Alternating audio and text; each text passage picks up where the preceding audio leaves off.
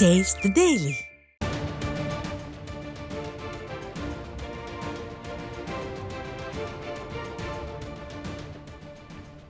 அண்மை செய்தி. ஸ்டாலின் அரசின் நிர்வாக திறமையின்மையால் போக்குவரத்து துறை சீரழிந்து வரும் நிலையில் கடந்த 24 மணி நேரத்தில் தமிழ்நாட்டில் 7 அரசு பேருந்துகள் விபத்துக்குள்ளானதில் 15 பேர் பலியாகியுள்ளனர், பலர் காயமடைந்துள்ளனர். நேற்று காலை 11 மணி அளவில் தஞ்சையில் அரசு பேருந்தும் தனியார் பேருந்தும் நேருக்கு நேர் மோதி விபத்துக்குள்ளானதில் பயணிகள் லேசான காயமடைந்தனர். நேற்று காலை 11 மணி அளவில் திருவண்ணாமலை மாவட்டம் வேட்டவலம் அருகே காரும் அரசு பேருந்தும் நேருக்கு நேர் மோதிய விபத்தில் 3 பேர் உயிரிழந்திருந்தனர்.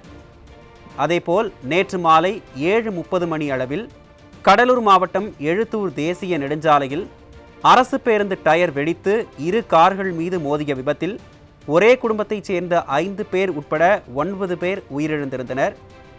அதேபோல் நேற்று இரவு 9 மணி அளவில் செங்கல்பட்டு மாவட்டம் மறைமலை நகர் அருகே நின்று கொண்டிருந்த இருசக்கர வாகனம் மீது அரசு பேருந்து மோதியதில் 2 பேர் உயிரிழந்தனர்.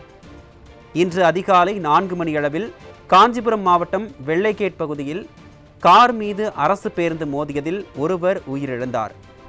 இன்று காலை 11 மணி அளவில் நெல்லை மாவட்டம் கடையம் அருகே அரசு பேருந்து பிரேக் பிடிக்காமல் ஆட்டோ மீது மோதியதில் 4 பெண்கள் படுகாயமடைந்தனர்.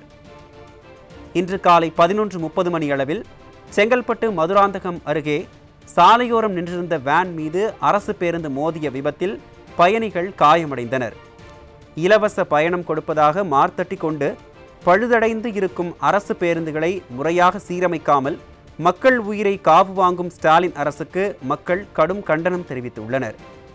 முறையான பராமரிப்பு மற்றும் போதிய ஊழியர்கள் இல்லாமல் ஒப்பந்த அடிப்படையில் ஓட்டுநர்களை நியமிப்பதால் விபத்துகள் அதிகரித்து இருப்பதாக குற்றம் சாட்டும் மக்கள் அரசின் அலட்சியத்தால் நிகழ்ந்த இந்த உயிரிழப்புகளுக்கு என்ன பதில் சொல்ல போகிறார் ஸ்டாலின் என காட்டமாக கேள்வி எழுப்பியுள்ளனர்.